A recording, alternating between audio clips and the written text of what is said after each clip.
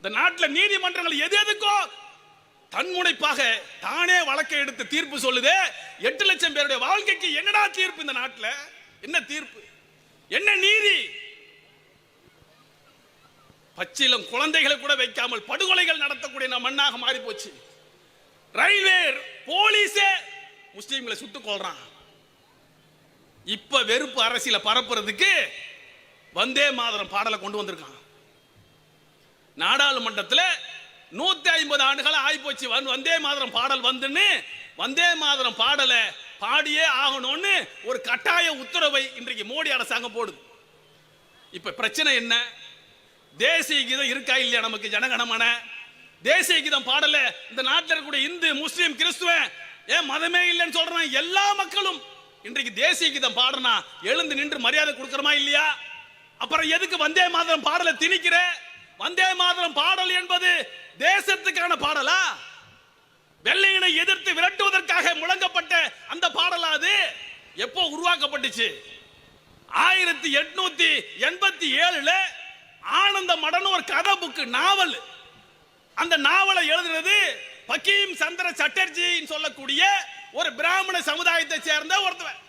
அவன் அந்த புக்கை எப்படி எழுதுறான்னு சொன்னா, இந்து முஸ்லீம் கலவரம், முஸ்லீம்களை படுகொலை செய்து, முஸ்லீம் பெண்களை பாலியல் வன்புணர்வு செய்து, முஸ்லீம்களை தலையை வெட்டி ரத்த ஆறு ஓட்டி, அந்த தலைகளை கால்களால் எட்டி உதைத்து, பள்ளிவாசலை இடித்து தரைமட்டமாக்கி, அந்த நேரத்தில் குதூகலமாக வெற்றி கொண்டாட்டம் போடக்கூடிய ஒரு பாடல் தான் என்ன பாடல்?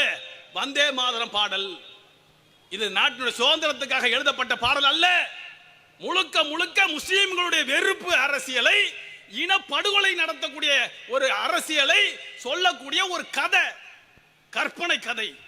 அந்த புத்தகத்தில் இருக்கக்கூடிய அந்த பாடலை அந்த சுதந்திர போராட்ட காலத்தில் இந்த சங் பரிவாரத்துடைய மூதாதையர்கள் ஒரு சில பேர் எடுக்கிறான். காந்தியும் நேருவும் அதை வாங்கி பார்த்துட்டு முதல்ல உண்மைதான் தேசபக்தி பாடல் நம்பினாங்க. அவங்க நேருவும் அனுமதிக்கு சொன்னாரு. அதன் பிறகு அதை மொழிபெயர்த்து படிச்சிட்டு ரவீந்திரநாத் தாகூர் தான் தேசிய கீதத்தை எழுதினாரு, அவர் தான் மொழிபெயர்த்து கொடுக்கிறார். பார்த்தா அது முழுக்க முழுக்க முஸ்லிம் வெறுப்பை சொல்லக்கூடிய ஒரு பாடலாக இருக்கிறது, ஒரு மதம் சார்ந்ததாக இருக்கிறது. எனவே இதில் இருக்கக்கூடிய 2 பேராகிராஃப் மட்டும் பாடினா போதும், மற்றதெல்லாம் நிராகரிக்கிறோம் சொல்லி அன்னைக்கு முடிச்சிட்டாங்க பிரச்சனை. இப்ப என்ன சொல்றான்னா, அந்த கட் பண்ணப்பட்ட தூக்கி எறியப்பட்டதெல்லாம் இணைச்சு எல்லா அரசு பள்ளிகளிலும் கல்லூரிகளிலும் அரசு அலுவலகங்களிலும் கட்டாயமாக வந்தே மாதரம் பாடலை பாடணும்னு இப்ப பிரச்சனையை கொண்டு வந்து நாட்டில் பிரச்சனையை உண்டாக்குறதுக்கு திட்டமிடுறான். இவன் நாட்டு வளர்ச்சியை பற்றி சிந்திக்கக்கூடியவனா? இந்த நாட்டுடைய பிரதமராக இருக்கக்கூடிய மோடியா இருந்தாலும் சரி, இந்த RSS கும்பலாக இருந்தாலும் சரி, வந்தே மாதரம் பாடலை எடுத்துக்கொண்டு இந்த நாட்டில் சுதந்திரத்துக்காக பாடுபட்ட கூட்டமா? ஒரே ஒரு வரலாறு சொல்லு பார்ப்போம். நாங்கள் சுதந்திர போராட்ட காலத்தில் RSSம் BJP காரணம் ஒரே ஒரு சுதந்திர போராட்டத்தில் காந்தி தலைமையிலான போராட்டத்தில் கலந்துகிட்டான்னு ஒரு வரலாறு சொல்ல பார்ப்போம். நேதாஜி சுபாஷ் சந்திர போஸ் தலைமையிலான இந்திய தேசிய ராணுவத்தில் நாங்கள் பங்கெடுத்தோம் சொல்லி ஒரு ஆதாரத்தை காட்டி RSS காரன் இந்த வந்தே மாதரம் பாடலை சொல்றியே, ஒரே ஒரு இடத்துல நீ போராடுறதை காட்டு. பகத்சிங் தலைமையில் நடந்த புரட்சி படையில் எங்காவது ஒரு இடத்தில் நீ போராடிய வரலாற்றை காட்டு. நீ போராடல, போராடிய காட்டி கொடுத்தாய். போராடி ஒரு சில பேர் ஜெயிலுக்கு போனவனும் மன்னிப்பு கேட்டு விட்டு கடிதம் எழுதி விட்ட கோழைகள் இந்த RSS காரன் இன்றைக்கு தேசபக்தி நமக்கு பாடம் எடுக்கிறான். இந்த நாட்டுடைய சுதந்திரத்துக்காக வேண்டிய உயிரை கொடுத்த சமுதாயத்தை நோக்கி கேள்வி எழுப்புறான், தேசபக்தியை நோக்கி.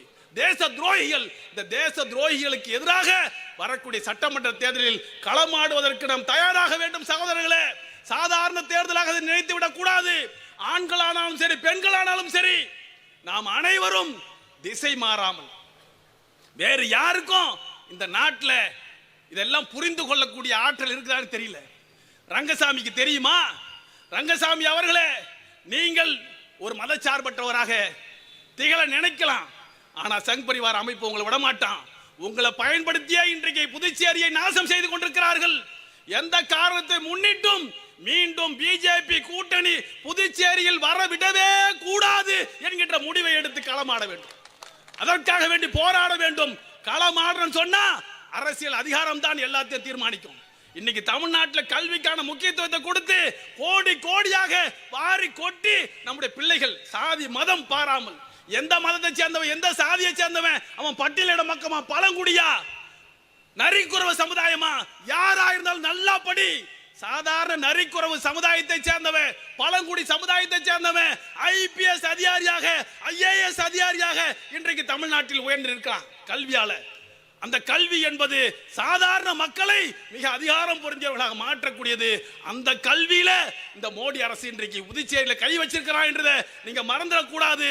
இன்றைக்கு சாதாரண சாமானிய மக்களுடைய கல்வியில் கை வைத்து ஒட்டுமொத்த புதுச்சேரியை அழிப்பதற்கு திட்டமிட்டிருக்கக்கூடிய இந்த சங் பரிவார கூட்டத்தை ஓட ஓட விரட்டக்கூடிய நாள் தான் வரக்கூடிய சட்டமன்ற தேர்தல் என்பதை நீங்கள் கவனத்தில் வைத்து களமாட வேண்டும் என்று கேட்டு, அதற்கு இந்த மாநாடு நிச்சயமாக எல்லா வகையான ஒத்துழைப்பை தரும். மனிதநேய மக்கள் கட்சி தொடர்ந்து களமாடும். இந்த பிஜேபி கூட்டணியை புதுச்சேரியிலிருந்து விரட்டுவோம் விரட்டுவோம் விரட்டுவோம் என்று கூறி எல்லா வாய்ப்புக்கு நன்றி கூறி நிறைவு செய்கிறேன். நன்றி.